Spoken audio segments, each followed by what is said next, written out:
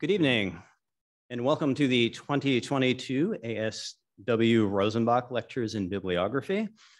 My name is Sean Quimby.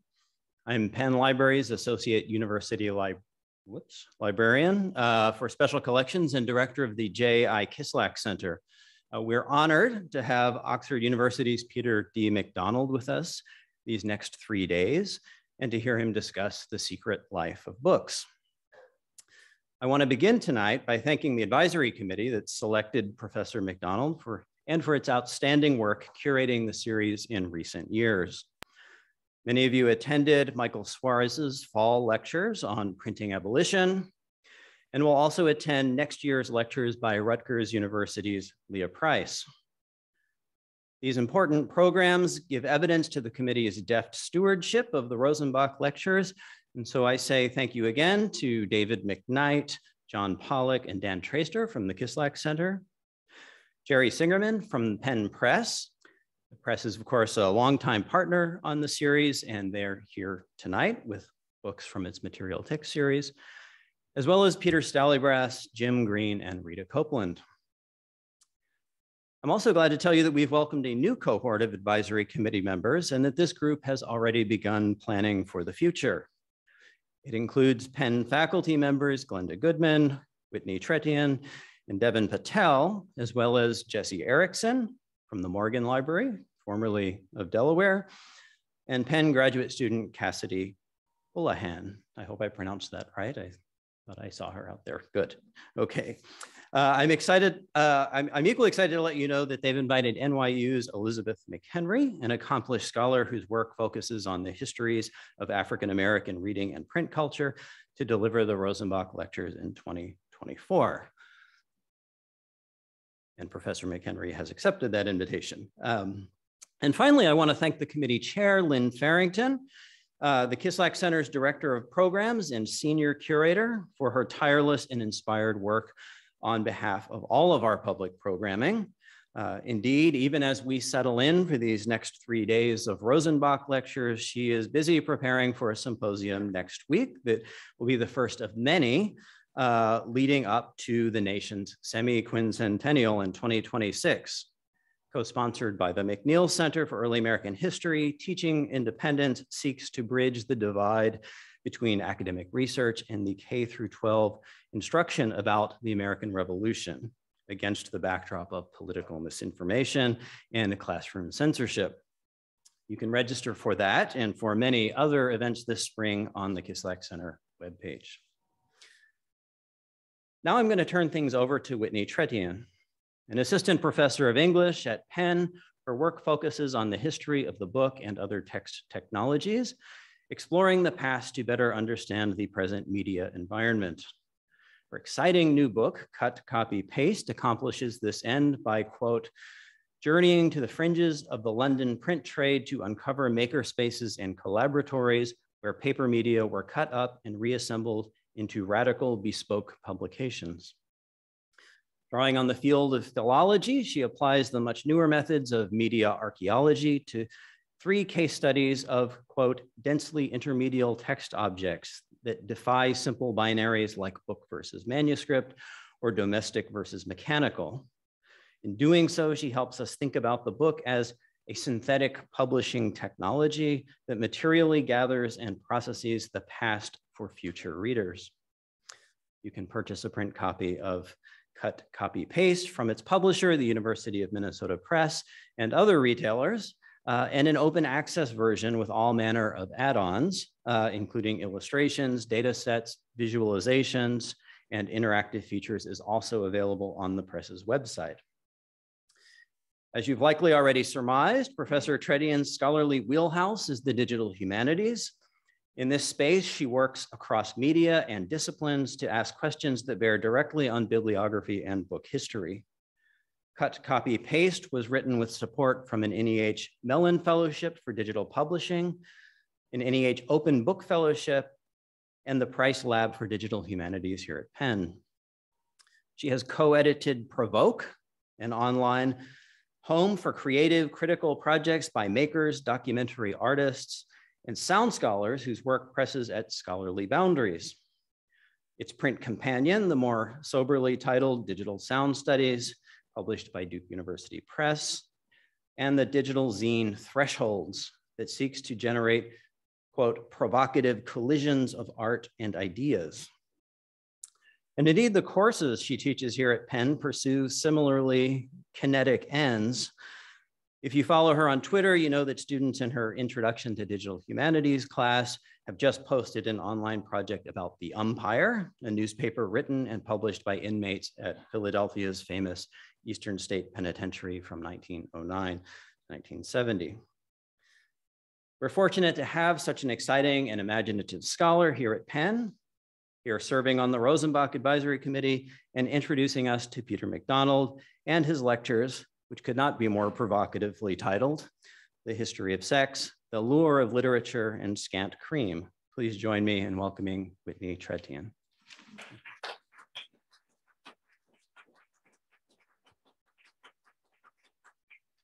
Thank you. Thank you, Sean, for that very warm and generous introduction. And thank you to the Rosenbach Committee for putting together this wonderful evening. I've come to all the Rosenbach since I've been at Penn, and they're always illuminating. Our speaker tonight, Dr. Peter D. McDonald, is professor of English and related literatures at the University of Oxford, where he's taught since 1996, and he's a fellow at St. Hugh's College. It would be customary at this point to list our distinguished speaker's scholarly interests and accomplishments, but that is not so easily done tonight. For Professor McDonald's research is so delightfully wide-ranging that it defies easy summary. Social history, philosophy, linguistics, media history, anthropology, political thought, and of course, history of the book weave together in his work to tell the story of how the very idea of culture has been shaped and reshaped over time in a complex, mobile, and interconnected world.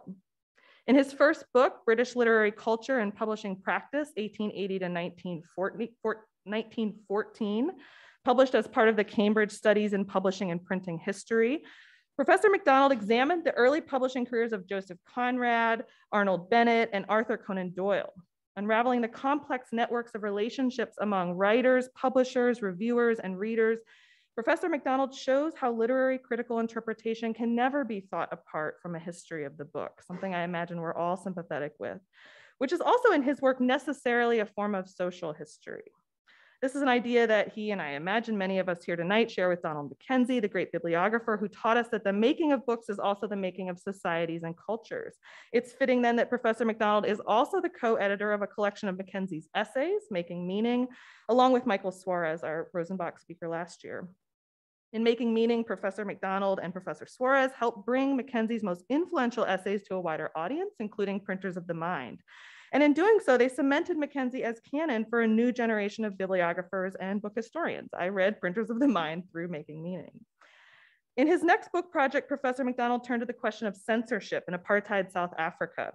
Released with Oxford University Press in 2009, The Literature Police, Apartheid Censorship, and Its Cultural Consequences draws on a wide range of archival sources from state archives to the business accounts of publishers, writers groups, and oral testimonies. Together, these materials show how one of the most repressive regimes of the modern era attempted to suppress literature, but also the ways in which so many South African authors resisted. Accompanying the book is a website hosting some of Professor McDonald's capacious research archive.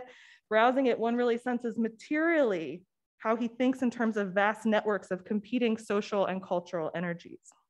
It's an incredible resource. The Literature Police was a Times Literary Supplement Book of the Year.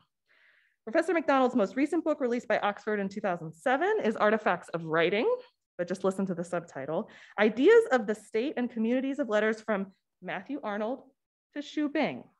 I have never imagined Matthew Arnold and Xu Bing as even operating within the same intellectual space, but in Professor McDonald's meticulous rereading of how language mediates culture, they come together brilliantly. And here I think we're adding William Kentridge and some other book artists and thinkers at the line between the text and the visual. In this book, Professor McDonald continues to imagine the relations between language, writing, and power across an extraordinary historical and geographical range. He touches down in Europe, Asia, and Africa, considering works in English, Afrikaans, Bengali, French, German, Hindi, and Irish from 1860 through to the present. As a reviewer for the Times Literary Supplement put it, the book's breadth is dizzying, its depths oceanic, and this is certainly true.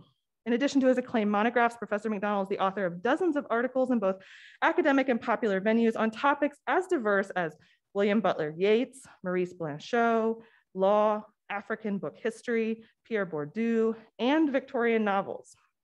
My favorite, though, is a little chapter on creative criticism, which begins with a trigger warning. He writes, "This essay takes an alternative, anti-scholastic route through the labyrinth of a multilingual intellectual history in order to explore the promise of creative criticism as a practice, particularly in today's corporatized university, and to reaffirm the public value of innovative literary writing in all its unpredictable, generative, and experiential dimensions." I can think of no better words to end with as we begin this lecture series. Please join me in welcoming Professor Peter D. McDonald for his first talk on the history of sex, orality, literacy, and the living brain.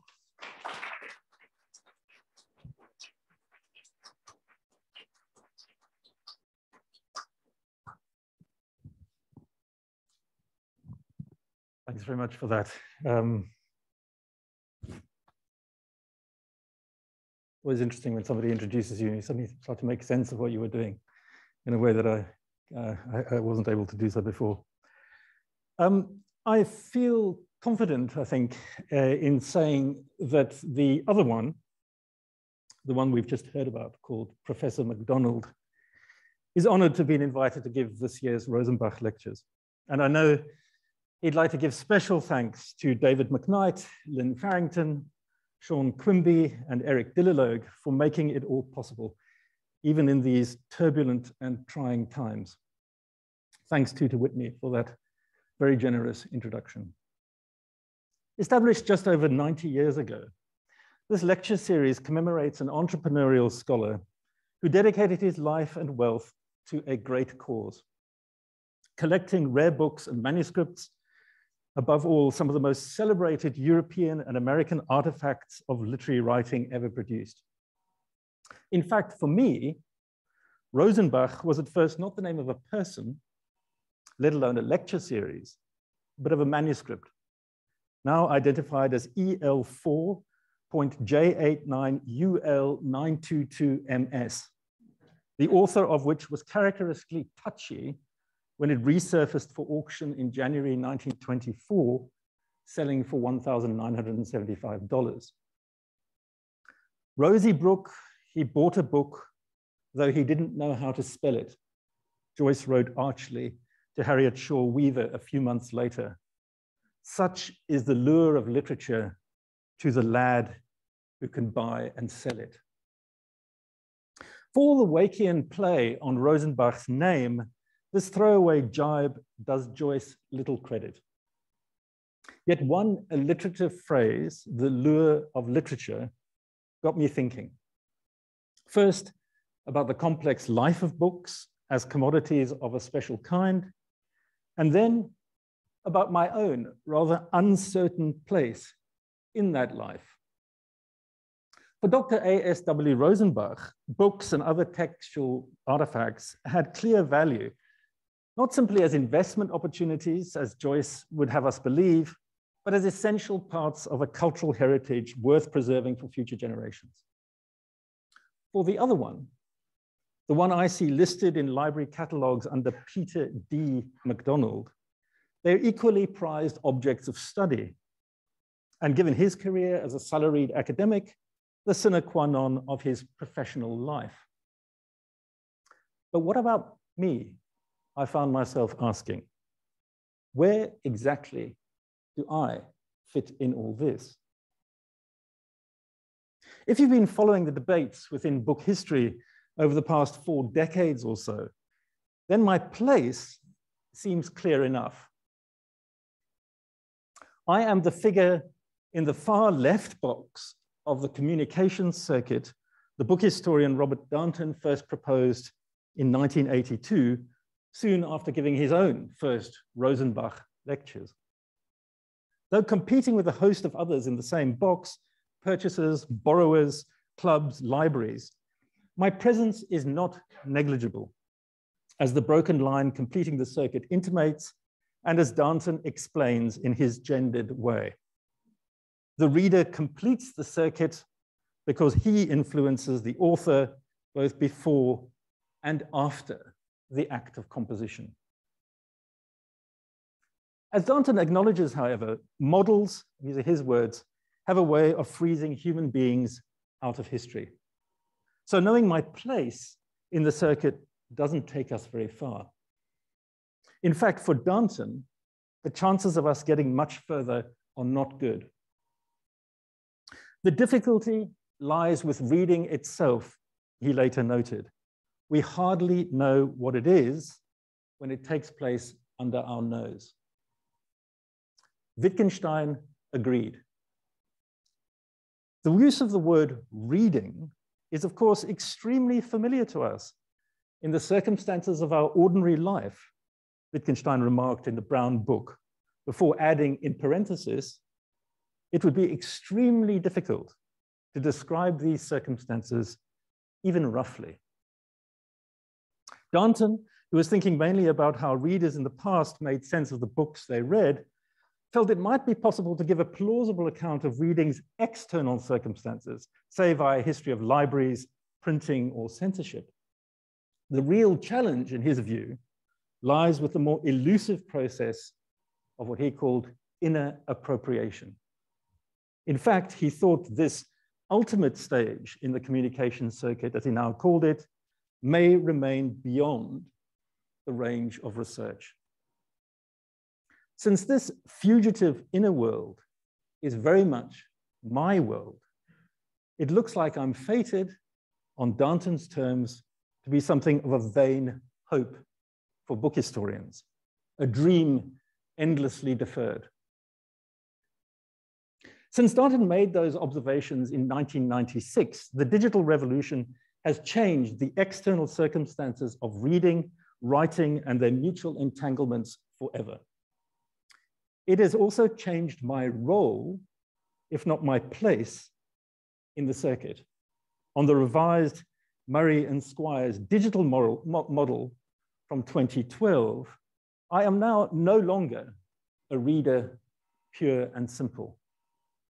I'm a hybrid consumer, borrower, reviewer, content generator, crowdfunder, subscriber. And in this new guise, it seems I am no longer beyond the range of research. I leave traces everywhere. As a reader reviewer, I not only generate digital content in response to particular books, I promote them via social media, build reading communities, and more. So much so that I've become an object of interest for multinational corporations and the surveillance state. Since 2007, Capture and Google have even used me as a free proofreader for various digitizing projects. As a reader crowdfunder, you could even say I fill the gaps in Darnton's dotted line, actively making authorship and publishing possible as a new kind of patron for subscription projects like Unbound on the bottom right of the screen. But do all these digital traces really solve Darnton's evidential problem? Don't they simply stand it on its head? Far from being the print era's dream deferred, am I not, thanks to the oceanic excesses of the digital revolution, something like a big data nightmare? The difficulty, and as I shall argue over the course of these lectures, the ongoing challenge, lies with Darnton's pointed phrase, inner appropriation. There's no doubt that my numerous blog posts and opinionizing tweets constitute a vast archive of outwardly expressive content. But does this really count as evidence for the more elusive inward history Darnton envisaged? The book historian Mary Hammond doesn't think so. Even in our pornographically saturated digital age, she notes, these are her words, the history of reading, like the history of sex, is anything but an open book. Once we see through the internet's notorious delusions of transparency, then reading as a process of inner appropriation remains as elusive as ever.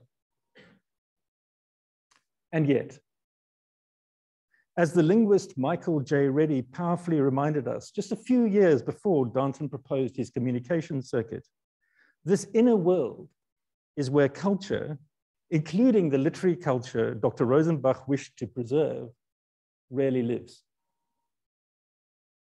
Libraries, these are Reddy's words, libraries with their books, tapes and films and photographs, it's 1979, are not the real repositories of culture, Reddy insisted in his 1979 essay, The Conduit Metaphor.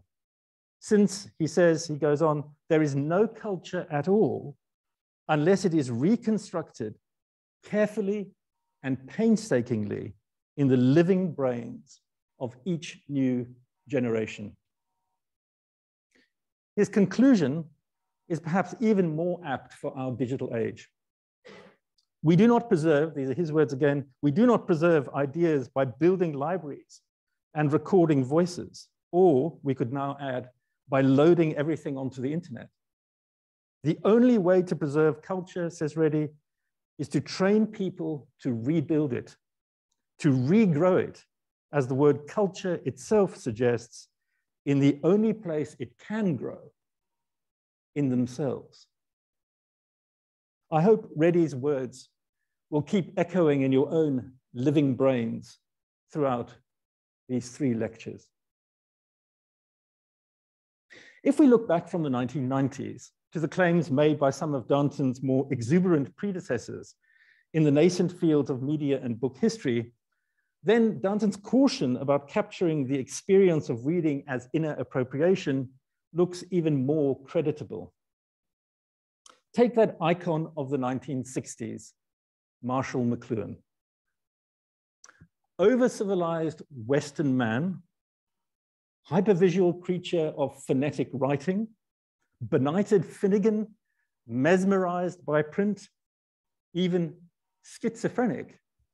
These are just some of the epithets McLuhan marshaled to describe the ill-fated Euro-American reader in his flamboyant 1962 classic, The Gutenberg Galaxy, which he subtitled The Making of Typographic Man. Giving everything McLuhan, like his mentor Harold Innis, owed to Oswald Spengler's The Decline of the West, which was published in 1926, he could have subtitled it The Decline of the Western Reader. It was from Spengler via Innis, after all, that McLuhan developed his governing idea of a pre-lapsarian village phonosphere, or what is he also called, now drawing on Joseph Conrad's Heart of Darkness, the lost Africa within. That's McLuhan's phrase. Our auditory predecessors were essentially gentle and complacent herbivores, the philosopher Jonathan Ray observes wryly, summarizing Spengler's mythopoeic vision.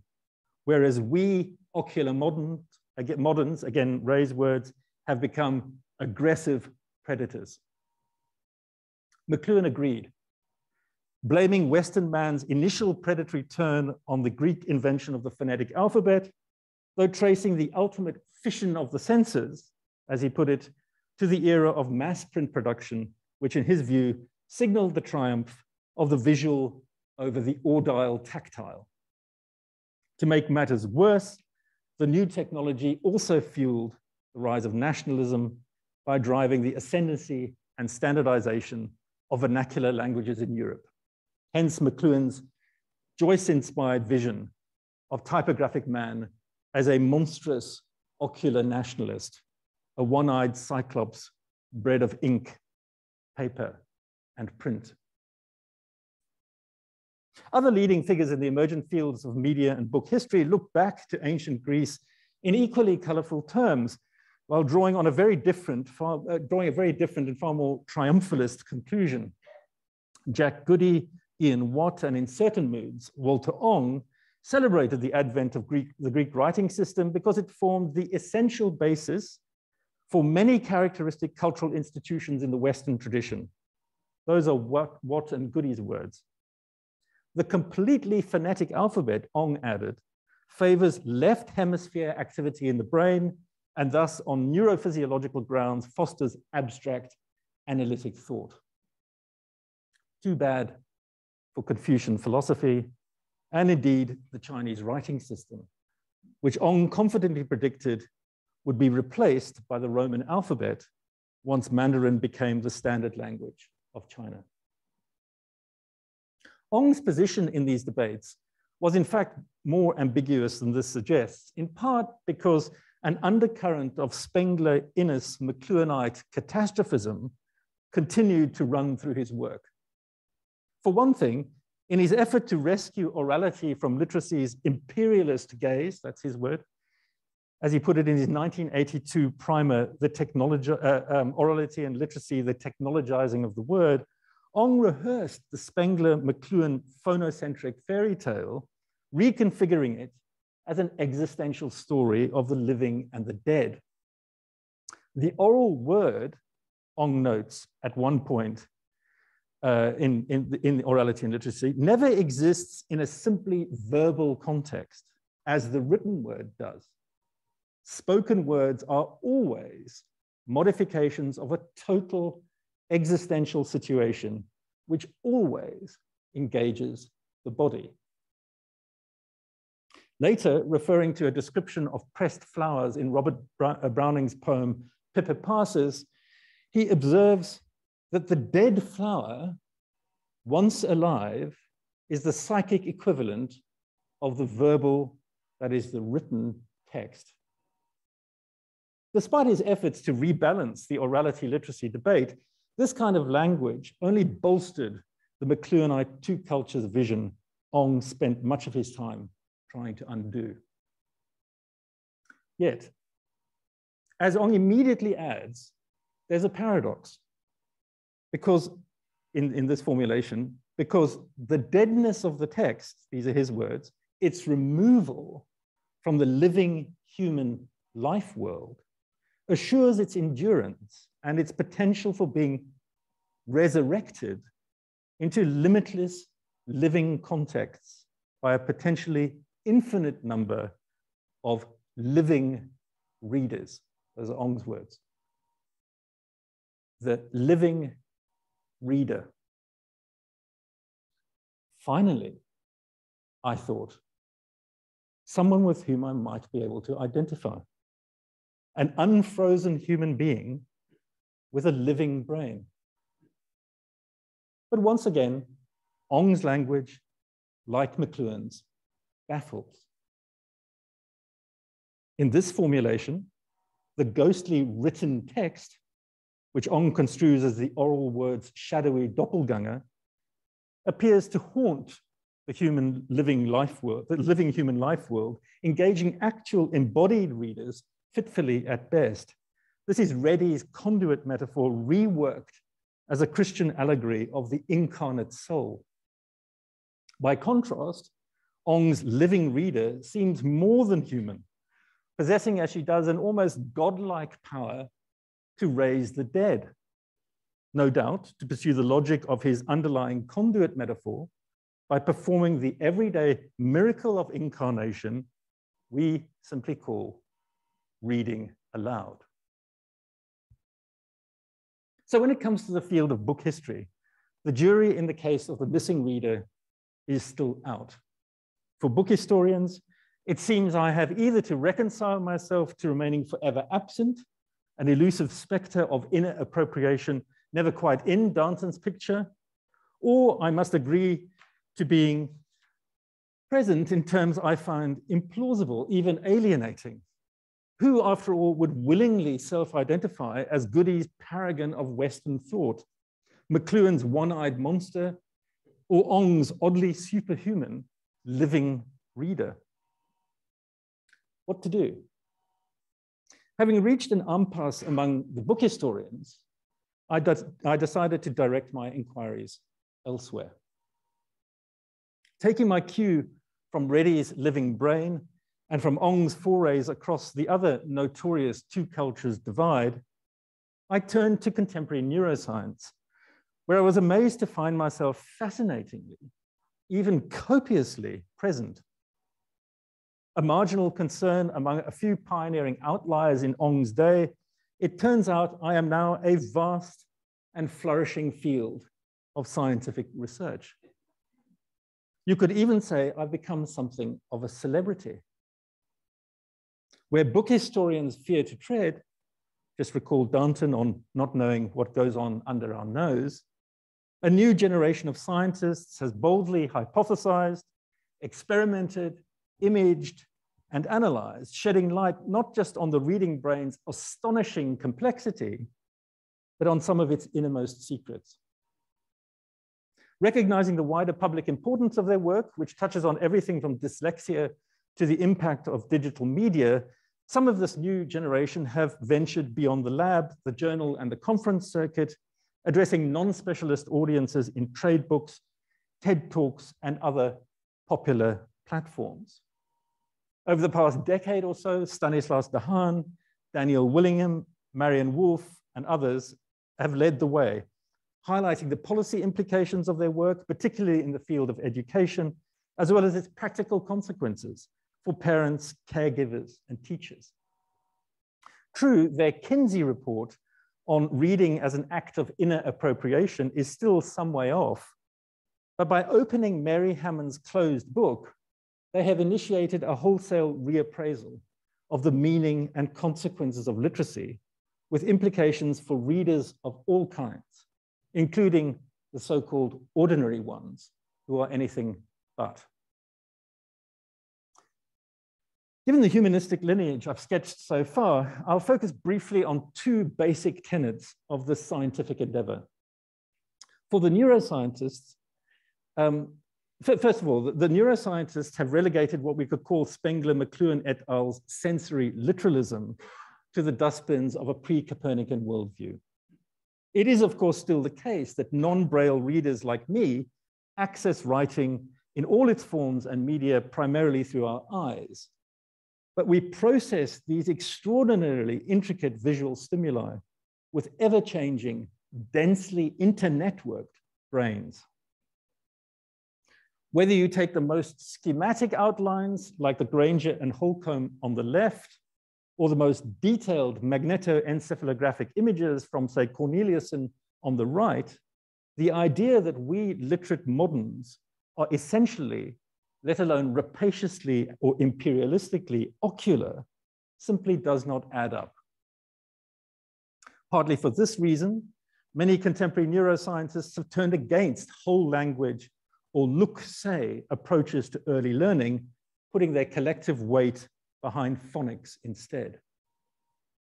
Yet it's not just the visual and the auditory neural pathways that are inextricably linked. When it comes to the reading brain, the interconnectedness is all pervasive, as Catherine Studley's sketch shows. It encompasses the cognitive, the linguistic, the motor, and the affective as well. And this is just in the uppermost cortical layer of the brain's reading network. That's the first point from the science. The second is that the neuroscientists have reminded us of a deceptively simple fact. Evolution did not make us readers. Here is Marion Wolf in 2018. The acquisition of literacy is one of the most important epigenetic achievements of Homo sapiens. To our knowledge, no other species ever acquired it. The act of learning to read added an entirely new circuit to our hominid brain's repertoire. The long developmental process of learning to read deeply and well changed the very structure of that circuit's connections, which rewired the brain, which transformed the nature of human thought. The extent to which Wolf's circuit is entirely new has been debated.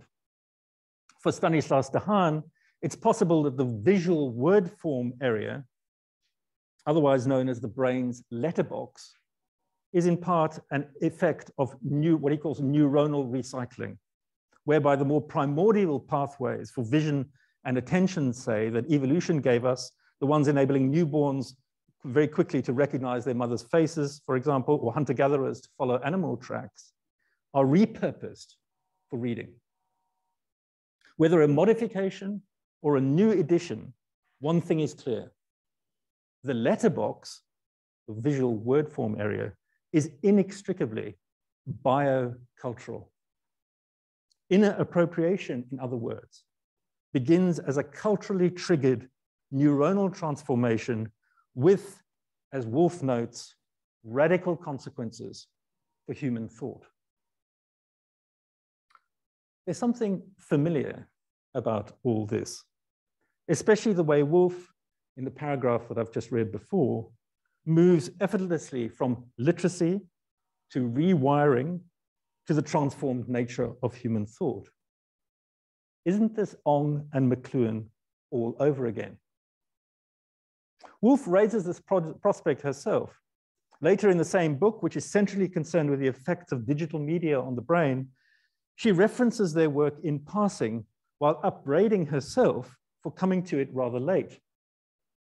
Unlike scholars in the past, such as Walter Ong and Marshall McLuhan, she comments, I never focused on the influences of the medium, for example, book versus screen, upon this malleable circuit's structure. This is an important admission, reflecting the ongoing relevance of the pioneering work that emerged from McLuhan's stable in the 1960s. Yet, as I've already intimated, the Ong-McLuhan legacy doesn't bear much scrutiny from a contemporary neuroscientific point of view. And when it comes to Woolf's own writing, it's the differences, not the debts, that stand out. For one thing, given her guiding assumptions about the brain's dense interconnectedness, she never overplays the visual dimensions of literacy. In line with the contemporary neuroscientific consensus, she recognizes that any cognitive transformation reading effects occurs within and depends on the phonological, semantic, and other neural pathways laid down during the earlier instinctive stages of language development. No matter how westernized our brains might be, we have never lost touch with McLuhan's Africa within. For another thing, and again in line with the consensus, Woolf does not indulge in the more magical aspects of McLuhan and Ong's thinking, notably their short-circuiting leaps from the phonetic alphabet to Western thought, or from the mass production of print to ocular nationalism. Yes, the long developmental process of learning to read, that's Woolf's phrase, involves deep immersion in particular writing system, as well as its many forms and media. But for Woolf, a range of other environmental influences come into play as well.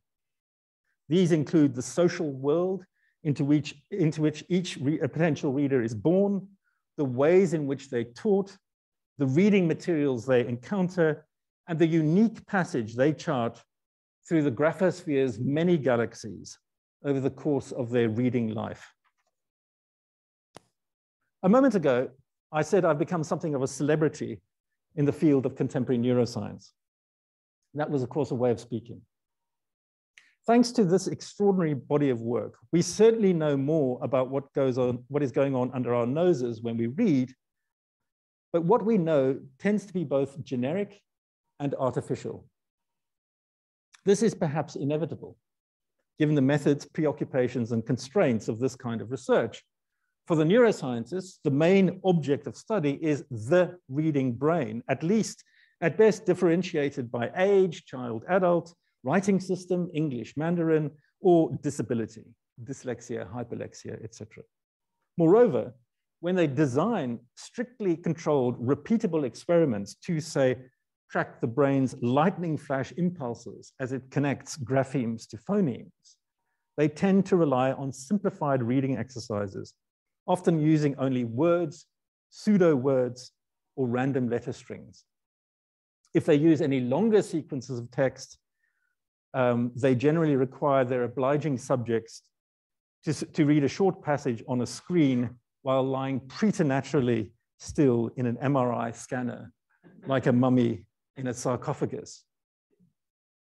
This is not reading as most of us know and experience it. As the great neurologist Oliver Sacks once put it, neuropsychology is admirable, but it excludes the psyche. It excludes the experiencing, active, living I. So in a sense, I'm as much of a problem for the scientists as I am for the book historians.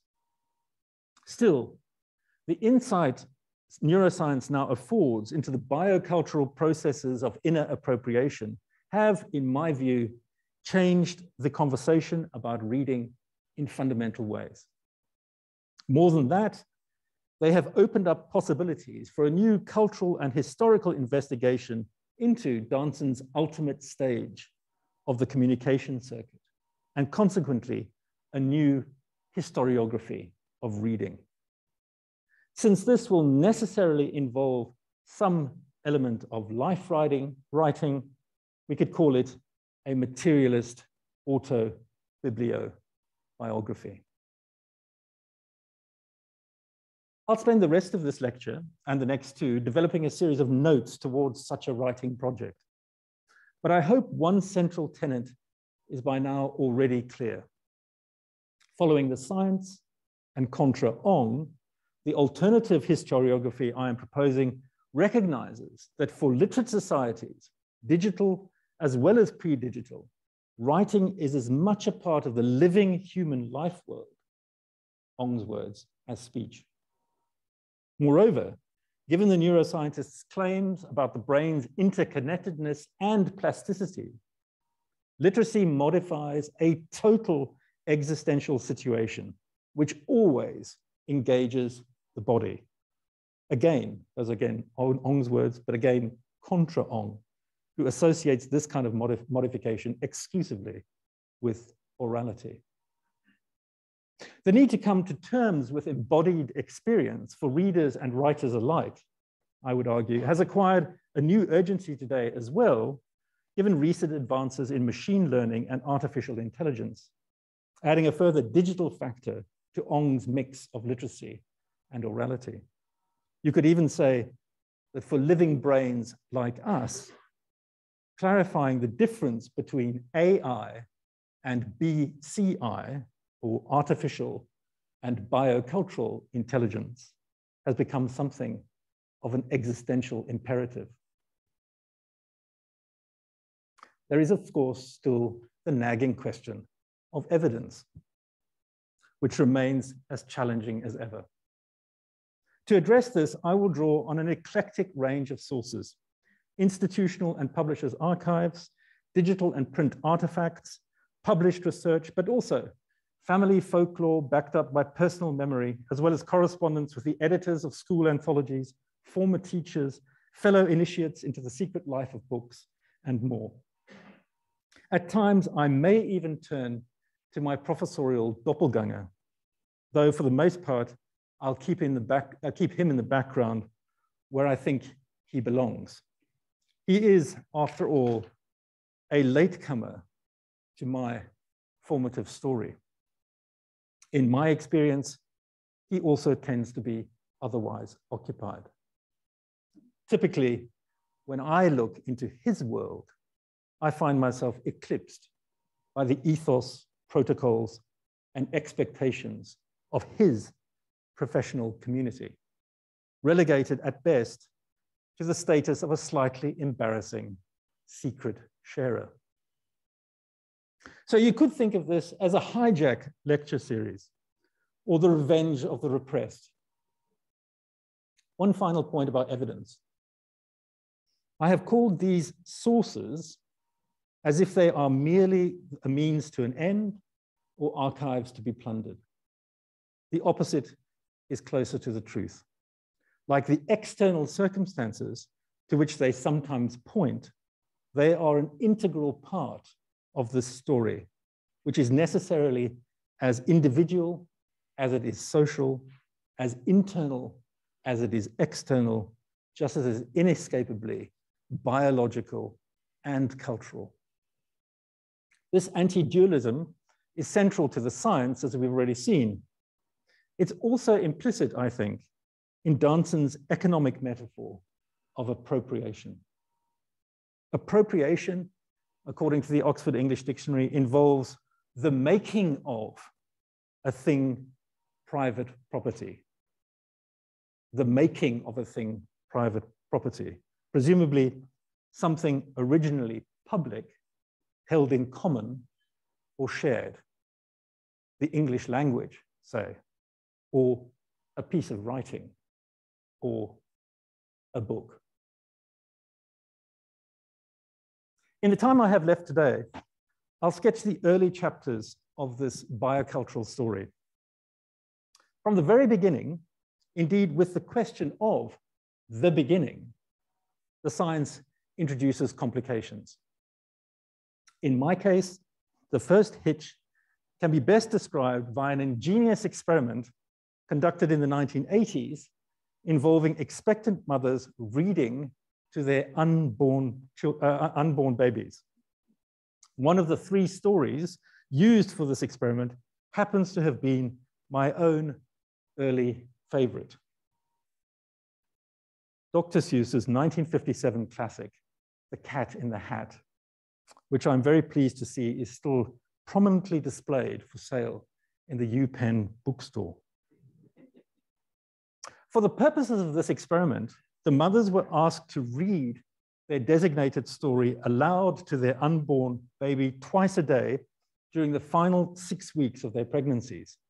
That meant they did so 67 times on average before giving birth. The result? When tested 3 days after they were born, the Cat in the Hat babies turned out to be enthusiastic Dr. Seuss fans. The mere idea of a newborn with a literary preference is remarkable. But for the researchers, the challenge was to account for it. They were clear the plot, even the particular words, could be excluded. They had also designed the experiment in such a way as to rule out the sound of the mother's voice. What rarely attracted the babies in utero, they established, was the verbal music of the story itself, its intonation or melodic soundscape. This reverberated through the amniotic fluid and set their ears and pattern-recognizing brains ringing. McLuhan was right, at least in a developmental sense. We are primordially audile tactile.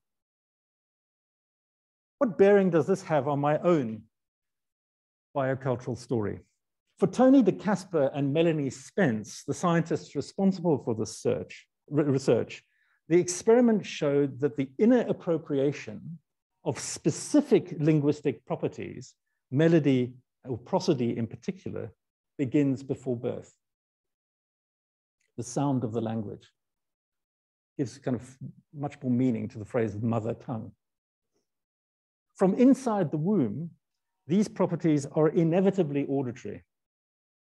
As I was a late starter by these standards, I apparently began to express a preference for the Cat in the Hat aged around 2. Many other influences outside the womb line up.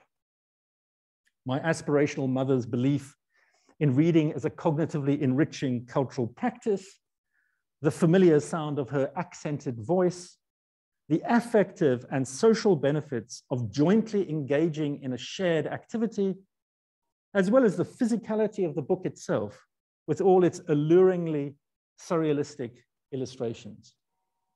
The Cat in the Hat was thus deeply woven into the living human life world into which I was born, not just as a thing, Ong's word for the physical book, but as a repeated utterance and mode of affective engagement.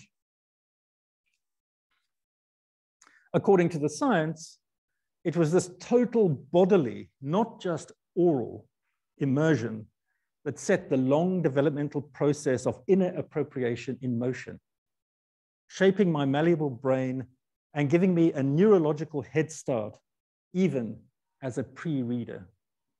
Reading to your newborns is an absolutely vital activity, as Marianne Wolf keeps on lobbying in all her books. Yet even outside the womb, my experience of the Cat in the Hat as utterance was key. At one level, this had nothing to do with the story as such. Like all the other printed words my mother read aloud or resurrected, to recall Ong's theological metaphor, Dr. Seuss's classic was simply a prized facet of the ambient oral culture through which I first encountered what we can call book English.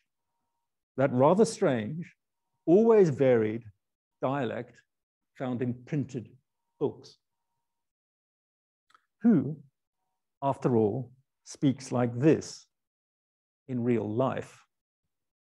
The sun did not shine. It was too wet to play. So we sat in the house all that cold, cold, wet day.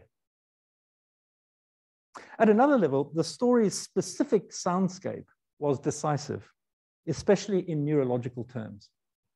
For me, this no longer had simply to do with the melody of the words, like the babies in utero, the 4-beat prosody of the lines, as was the case with the experimental babies. Outside the womb, it was that plus the specific verbal patterning of the rhymes, alliteration, and assonance. All the phonetic repetitions with variation from cat and hat in the title to play and day in these opening lines, but also not, wet, sat, that, helped establish neural templates for the 46 or so basic phonemes of spoken English via an essentially statistical and abstractive process of iterative listening.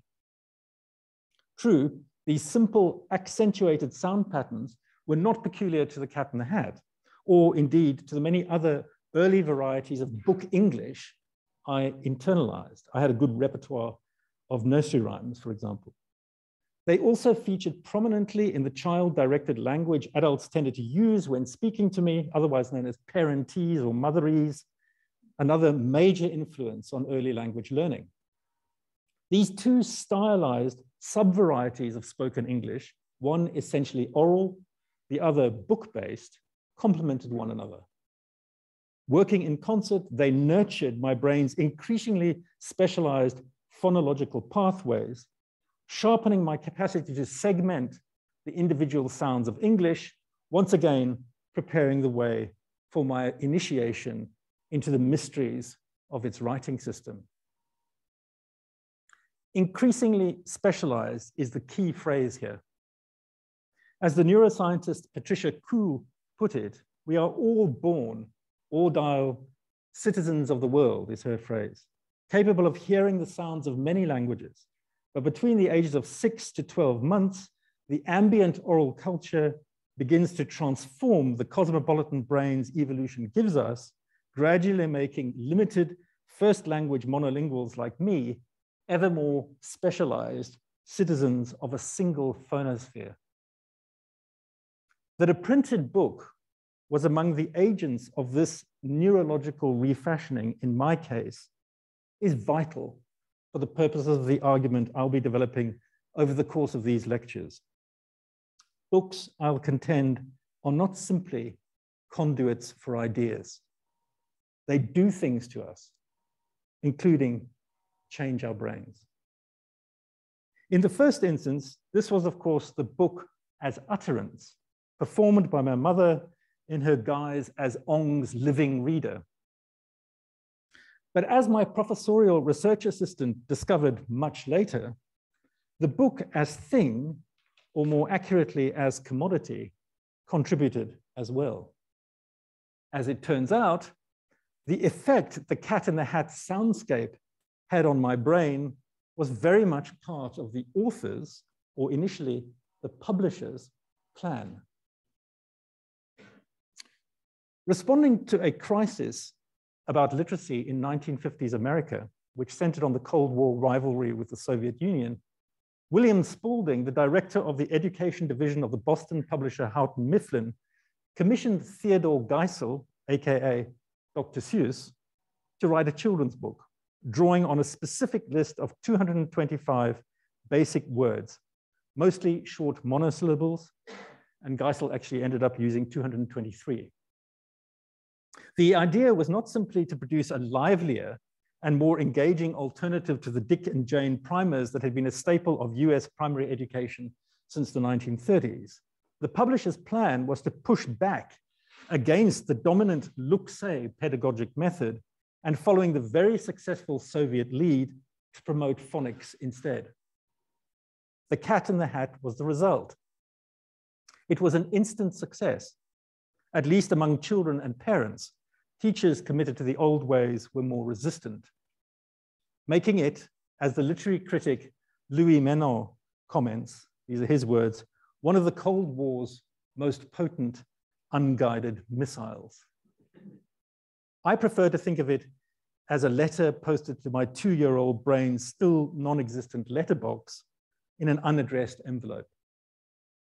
But despite the horrors we're currently witnessing in Ukraine, let's run with Menon's Cold War metaphor. In my case, the missile was not unguided.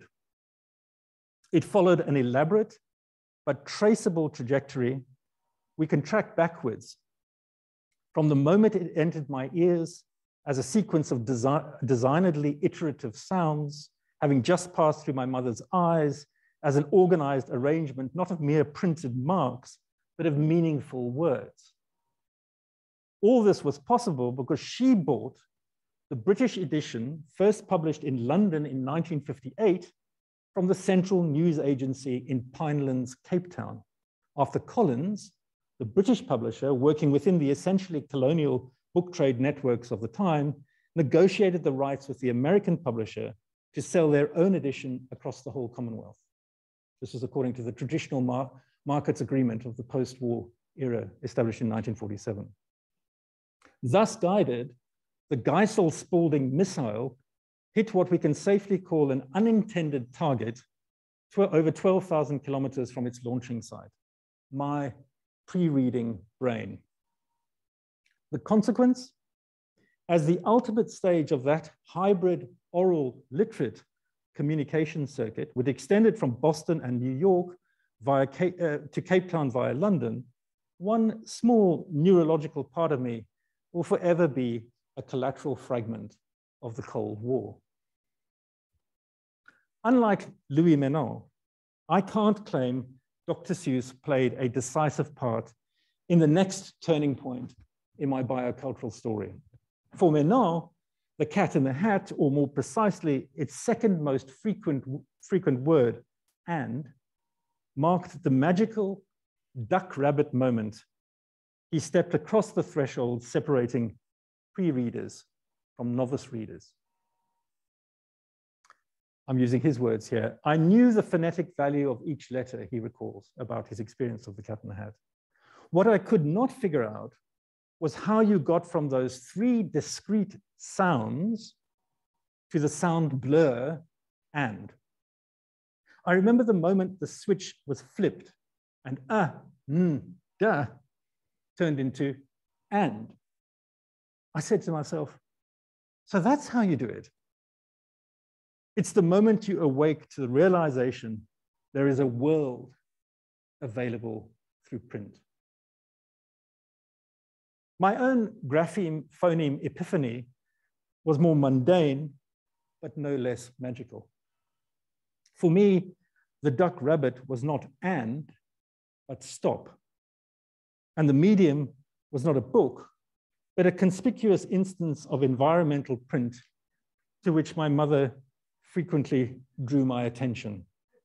The stop sign at the bottom of our road, as it happens, another product of the 1950s, at least in its standardized octagonal shape, white lettering, white border, and red background. Realizing that the 4 letters mapped onto the 4 discrete sounds, s, t, o, p, and so spelt the word stop, certainly installed a rudimentary phonics letterbox in my brain's evolving language pathways, making it possible for me to become a 5-year-old novice reader.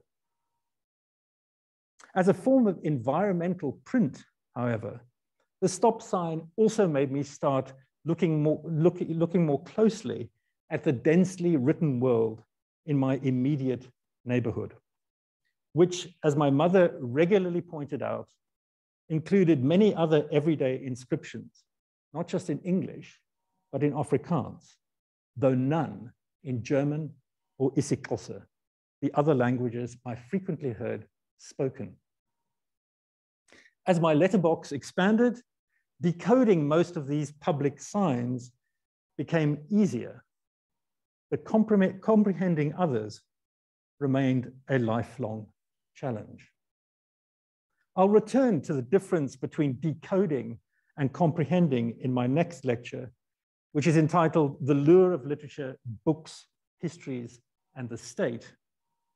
But to end this one, let me take you back to an image I slipped into my first slide. All of us in this room are, I suspect, too far advanced as readers to give much thought to the life-changing duck-rabbit moment when arrays of letters become words. But some contemporary artists, like the Chinese artist Xu Bing, have found ways of allowing us to re-experience it.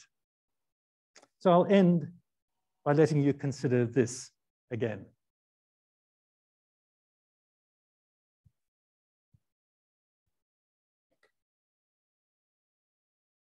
I'll give you a moment to consider it.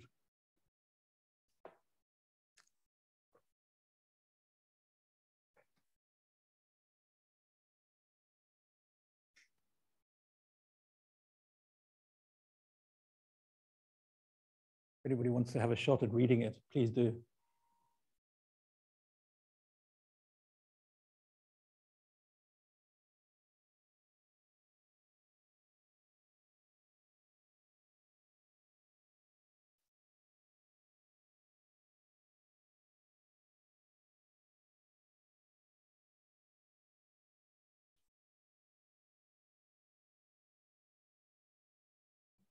Wittgenstein calls the duck-rabbit moment noticing an aspect.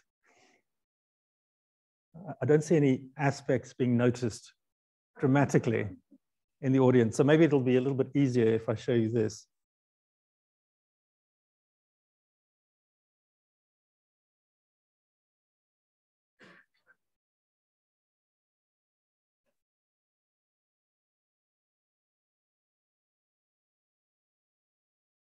Thanks very much.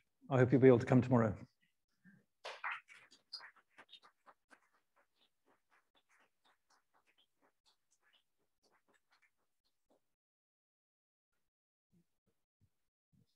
I think we're going to take a few questions right now. We'll take one from the audience and then we'll take one over Zoom. So if you have a question, please submit it through the Q&A and colleague Eileen Malcolm will speak it. Is there anybody on the floor?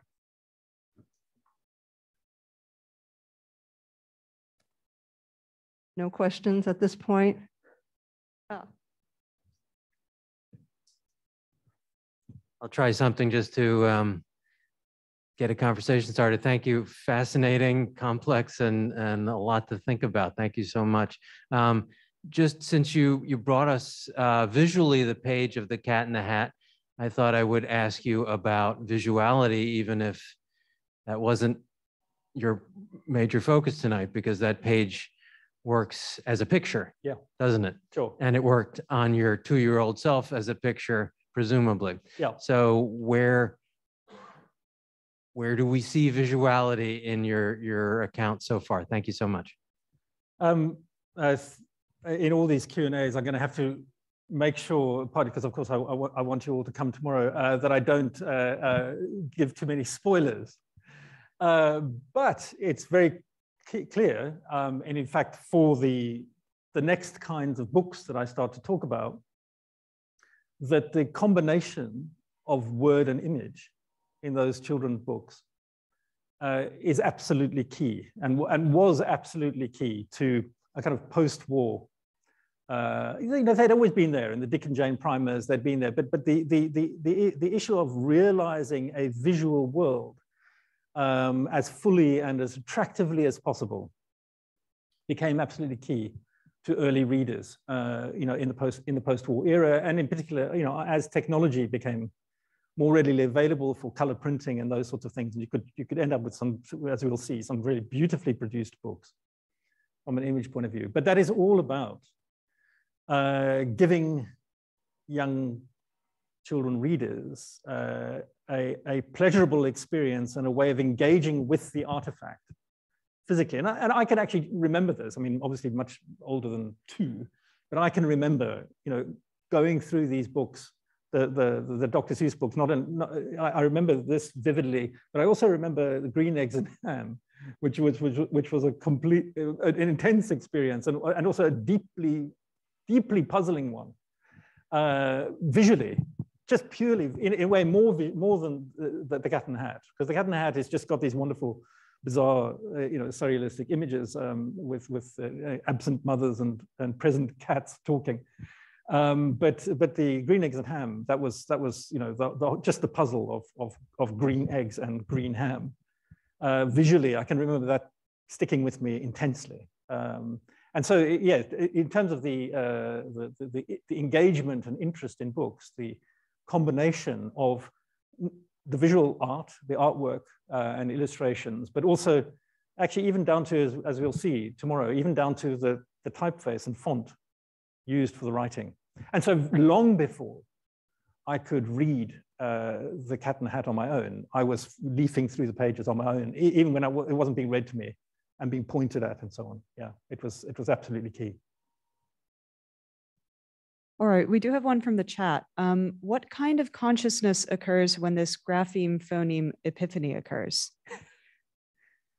So you'll notice that I did try to capture that, and I did it largely by borrowing from Wittgenstein, because Wittgenstein has this, as I was talking to David earlier, has this had this sort of lifelong interest, and partly because of his own. I suspect partly because of his own experience as a school teacher. You remember he spent those years between the wars teaching in a remote Austrian school. But it was there early on. It's there in the Tractatus. He's got this interest in reading and writing. And it largely in the Tractatus is a kind of metaphor and so on. But then in the investigations and in the work up to that, in the blue and brown books and so on, there's extensive sections on the word reading. And he's constantly using and referring to writing and writing systems, and baffled by it. Again, he's interested in the psychology of perception. It's intimately linked to his interest in writing and visuality. So that duck rabbit, which he gets from Jastrow, a psychologist in a magazine from the turn of the century. He then revises, gives his own sketchy version, which is the one I used.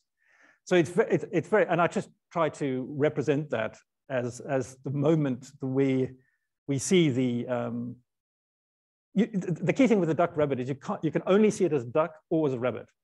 You can't see it one or the other. And I think that's exactly the kind of moment, or the experience of that moment, of when you can see that duh is also and, but you almost can't hold the two things in your brain at once.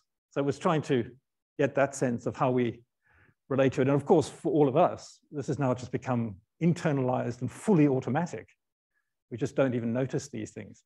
And Wittgenstein, again, is really interested in the visual aspects of our relationship to writing in that respect, where it will again be, with just words like, one of the examples he uses, the word march.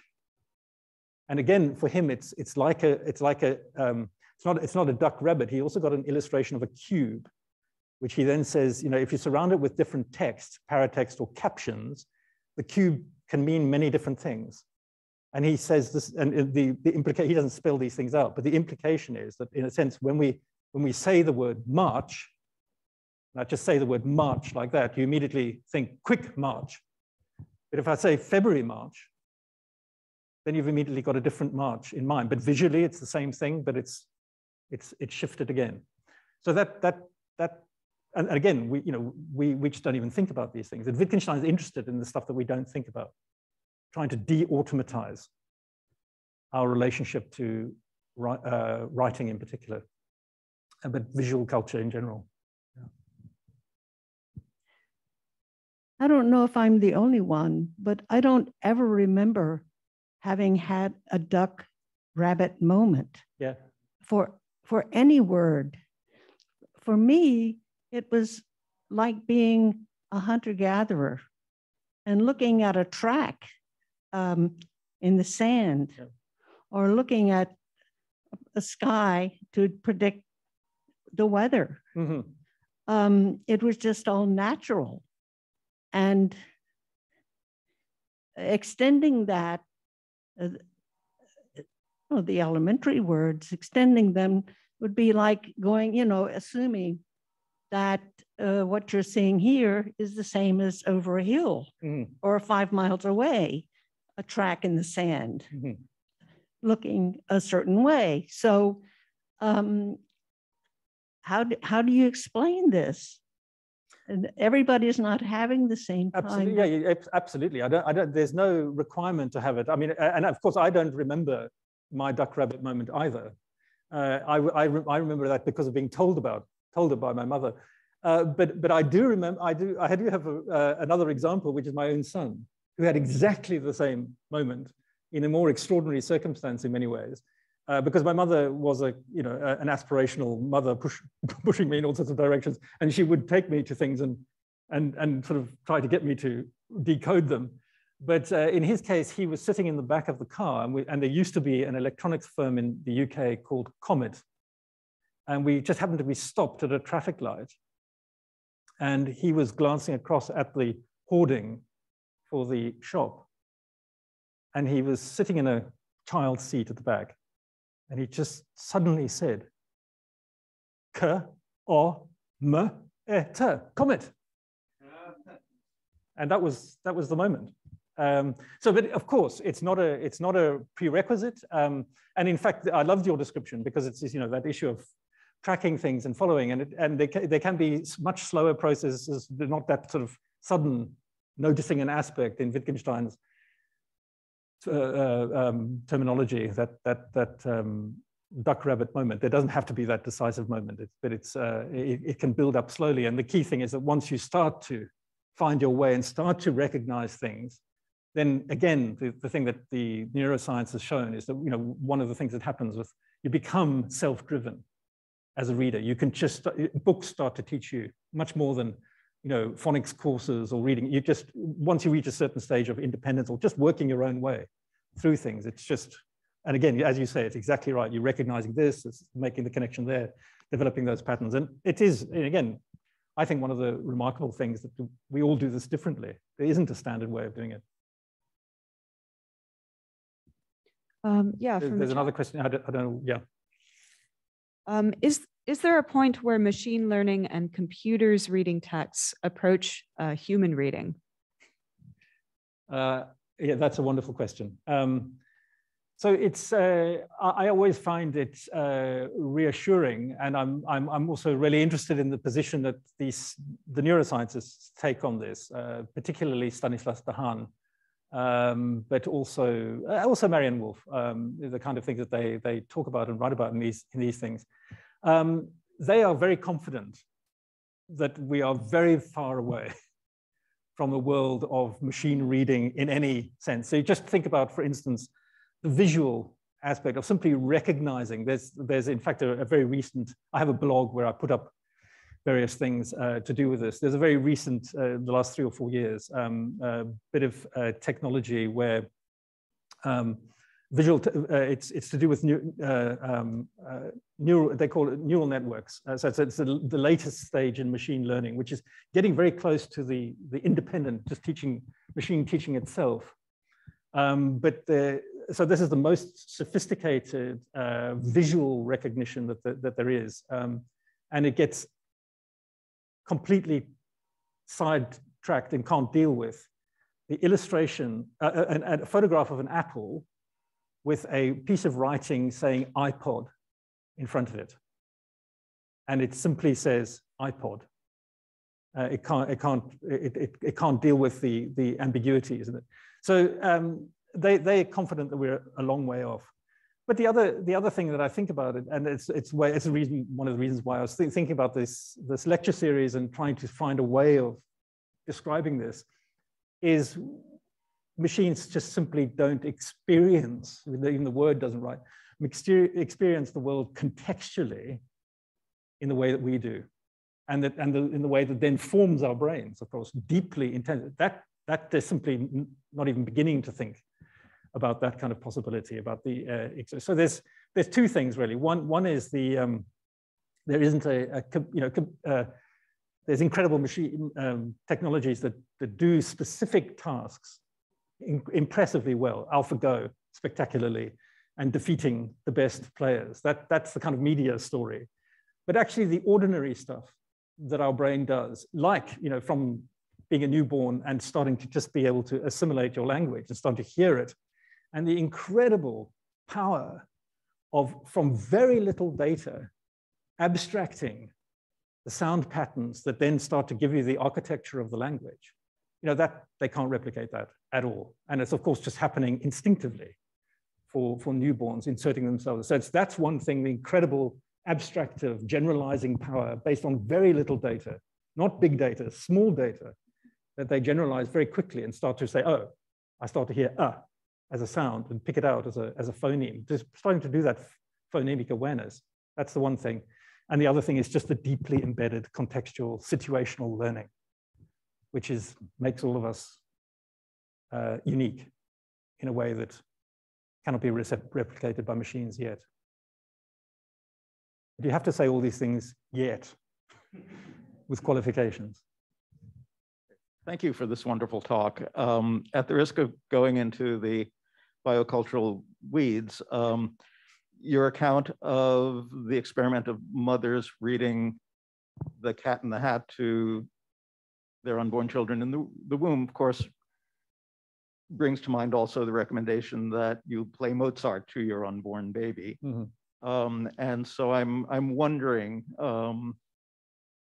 what are your thoughts about music as opposed to language, both the understanding of something like music and the production of music in infants? And is it the same thing as you're talking about with language acquisition, or is it a different sort of creature? Yeah, so I haven't looked into that myself a lot. So I would be reluctant to say anything too broad about that. But the one thing that's very, very clear is that the engagement with sound in all its forms, and in fact that whole question of what the Melanie Spence experiment did, and they've done various other things to do with languages, but that say for instance, French-speaking babies come out primed to pick up French because of the song of the language. That again, it's just the song, it's the melody, the soundscape of the language that they've picked up. That's very clear. So that the impact of the environment on the developing brain, happens before birth. That they establish that very clearly, and that's also one of the reasons why there's this whole thing about music. I mean, my own guess is that of course, if this issue of the spoken language is that's the sound wave cutting through the amniotic fluid in that way, music is going to do the same sort of thing, but it's also going to be different to just the ambient sounds. In a sense, it's going to be patterns again, and it's going to form. The thing that's happening with the language side is it's feeding the pattern recognizing capacity of the brain. So I would imagine to that extent, it's not just a question of, I'm not sure I buy the argument you must listen to Mozart, but listening to anything would aid that process. And I'm sure is already, without people even planning to do it, in that very sort of conscious middle class, must feed my child's brain from the moment. I would imagine just in any culture where that's always around, that's already been happening forever. And that pattern recognition facility, it's got to be feeding that as well. And music is a structured pattern, which will be picking it up as much as language is.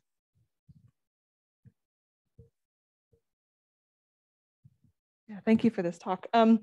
Yeah, I'm very interested in this question of digital reading. Kate Hales makes a point that machine to machine reading is like if we quantified all of the reading in the world, machine to machine reading is like vastly outnumbers any human reading that happens. But then, you know, to your point, it's this question of is that the same thing as reading what we're talking about that leads to or is part of literacy, or is it something different like interpretation? But that's not actually the question I had.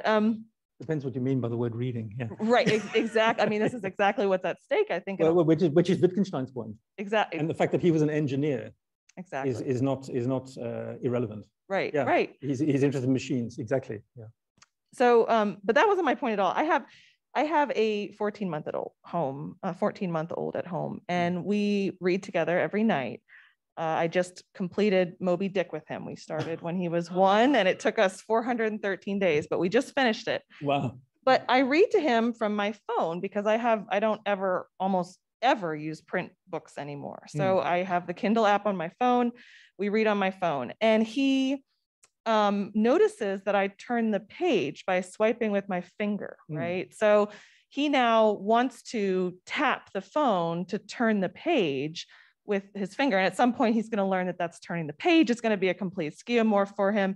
And he will maybe have some kind of duck rabbit moment around print and its relationship to screens. But my question then is, I was really struck by, you know, Marianne Wolf, you saying that she doesn't care at all about the media, because to me, I care deeply about the media. It seems to matter a lot. And in fact, you know, his daycare and all of the educational kind of infrastructure he's being inculcated to seems to care about that too. Like they have a marker for how high his print literacy is.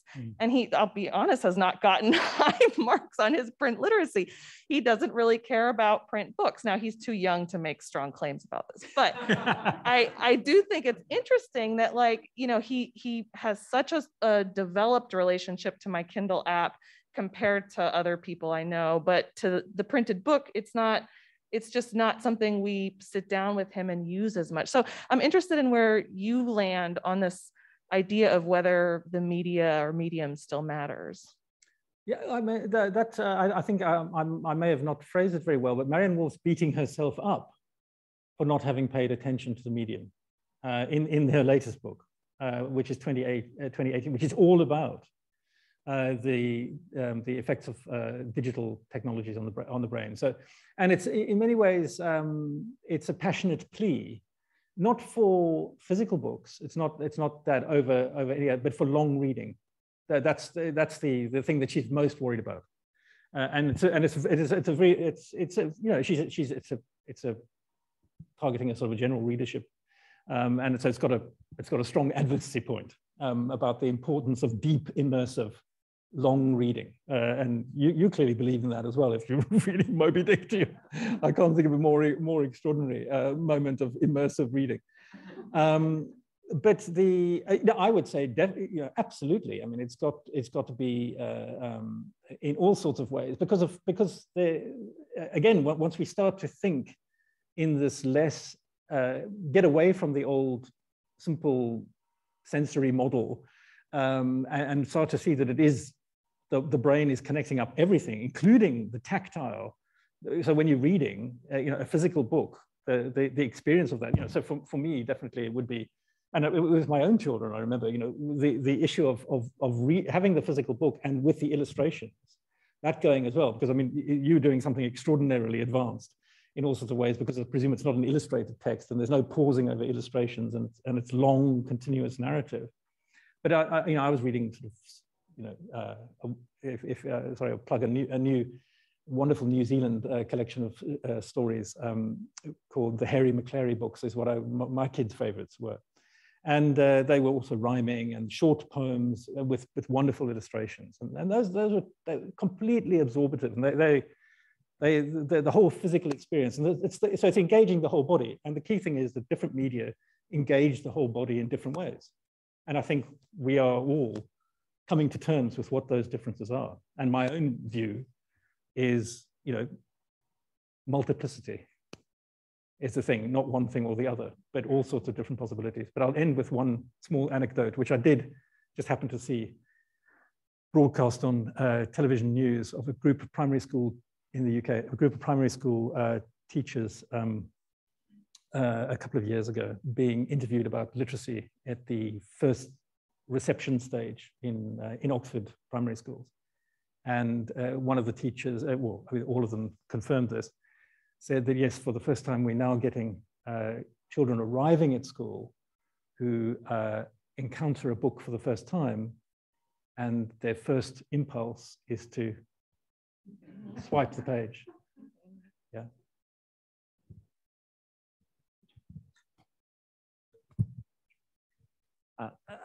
Well, my question was about anxiety over the future of reading, but Whitney has answered that. I have my own daughter is 15 and has not read Moby Dick yet. But the neuroscientists that you were talking about, there is this sort of current of anxiety that sort of runs beneath it. But I don't sense that in anything that you've said. Is that true? And if so, why aren't you anxious about the future of reading? I just try not to automatically slide into that narrative. And I just generally try to be encouraging of as much engagement as possible, as opposed to assuming that. Of course, there are all sorts of statistics that are pointing in very gloomy directions in that side. But I think also one of the things that's kind of interesting in you know, my own immersion into the neuroscientists, driven by the kind of questions that I had, you know, coming from the what Reddy's comment and I'd been reading them earlier, and indeed Ong's engagement. Ong was reading the neuroscientists of his day. He was looking into that research and interested in it. He cites it quite a lot. The thing that you pick up from them, and the point that they make repeatedly, and it is something that I think they are very concerned and concerted in at policy level, is that it's in a sense it's not a mistake, but it's only a partial truth to talk about the importance of reading itself. The beginning stage is simply language development because of encountering this odd thing called book English. Which is, so it's part of ordinary language development, where you're being read to and you're encountering a version of the language that is just simply not around you. And that, so it's often that the books will often have a richer vocabulary. They'll have more organized syntax and sentences. And then there's the other really key thing is the whole business of exactly what you're doing, is, you know, you're just being with your child, sharing attention, almost, you know, no matter what, but sharing attention, let alone, you know, actually reading and being sort of culturally uplifted by what you're reading. But simply the fact that you're getting some adult's time and investment in you is a huge boon to learning. So it's that stage, and I think you know, from a policy point of view, for some of the neuroscientists I'm talking about, their commitment to trying to promote being read to even before school, to make that as a social intervention way before getting onto what happens with literacy programs at school, is key, and that's to do simply with language development rather than reading. So well, it's at every point, it can have all sorts of benefits. So yeah, I'll certainly be a firm advocate for it, rather than somebody who's sort of giving up in despair already. We're going to take one last question. Hi, thanks so much. This is so fascinating. I'm curious to know more about the missile launched from the opposite sphere, because I'm actually a product of the Soviet kind of Russian-speaking, I guess, context. So I learned to read in the last few years of the existence of the Soviet Union. So I have no memory of that Sputnik primer, but you seem to have mentioned that there was some kind of difference in how reading was approached. I think I learned to read when I was 3, and that's relatively normal for the Soviet context, which is kind of wild. But I'm curious what these different missiles were and what the context of this this cold war of reading and language acquisition was. It was one of the other things, because of the Artifacts of Writing book, believe it or not, it's not only about Shubing and Matthew Arnold, it's about Finnegan's Wake and UNESCO. I always used to love describing that book to people when I was working on it, because they'd all say, Finnegan's Wake and UNESCO? No, UNESCO. And so where I picked up all of this, they were in the immediate post-war context, in when UNESCO was being set up, as I'm sure most people know, literacy became a central platform for UNESCO from the beginning. In fact, it was one of its first big cultural programs, was pushing literacy in ways that people like Sarah Bruette and various others have written interestingly and critically about. But it was a big initiative that they took up. And the context of that was the extraordinary success of the Soviet Union in terms of mass upliftment and literacy in the 20s and 30s. Of course, there were, as I'm sure you know better than me, but there was a period of extraordinary experimentalism, openness to linguistic diversity, openness to mass upliftment in all languages. And then and very strongly with the Bolsheviks, anti-Tsarist Russification, but then it very quickly did a pivot and went back to Russification. But the key thing was that everybody was picking up was that success was based on phonics, teaching phonics. And in the US, as I'm sure, again, everybody in this audience knows better than me, may have in fact experienced that. There's a very, very strong tradition of opposition to phonics. I'll come back to that tomorrow. So that's what Spalding and Geisel were aware of and very much thinking about, how they could make a pitch for phonics as being more effective as a way of teaching early reading. And they entered a controversial debate that was at that point in the late 1950s, because of Sputnik and various other things happening, very much fueled by anxiety about Why Johnny Can't Read was the book. So I'm sure some of you remember. Those sorts of popular books were anxious about literacy in the US. And the contrast was always drawn with the Soviet Union. Yeah. Thank you so much. Please join me in thanking Peter McDonald for a wonderful lecture.